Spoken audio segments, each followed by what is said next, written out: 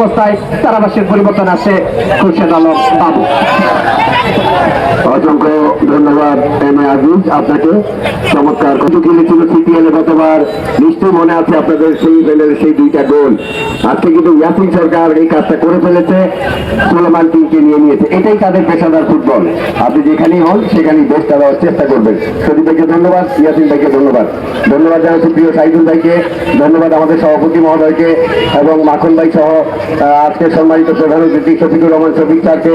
আপনাদেরকে আন্তরিকভাবে ধন্যবাদ। বৃষ্টি আসতে পারে, দৌড়াদৌড়ি করেন না, আসলেও ভালো না আসলেও ভালো, সব আল্লাহর ইচ্ছা। হ্যাঁ, আল্লাহর উপর কারো হাত নাই, রাগ করবেন না কখনো, আমরা রাগ করি না। হ্যাঁ, সবাই ভালো। দেখা যাক এই মুহূর্তে ঘোড়া শামিম, যিনি ইতিমধ্যে ওনাকে জিজ্ঞেস করেছে ভাই ঘোড়া কই, ঘোড়া এখন ঘুমায়।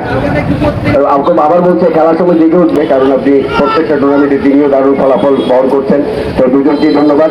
বিশেষ করে দর্শকরা বুক খুলতে চাইছেন আসলে কি হবে, কেউ দেখা যাক।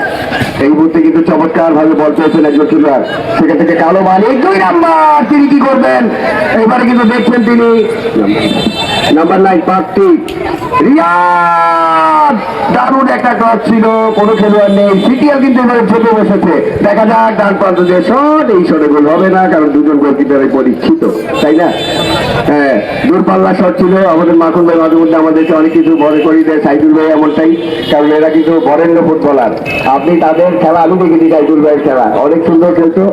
যাই হোক, এখনো খেলে, চেষ্টা করে বেচারা, এইটাই হচ্ছে বড় কথা। আপনাদেরকে নিয়ে থাকতে চাই। ভাইস চেয়ারম্যান পদপ্রার্থী সবাই দোয়া করবেন ভাইয়ের জন্য, এবং দোয়া করবেন আমাদের সভাপতি সাহেব মাখন ভাই সহ প্রত্যেকের জন্য, মন থেকে দোয়া করবেন, তারা যেন আমাদেরকে আরো অনেক কিছু দেয়।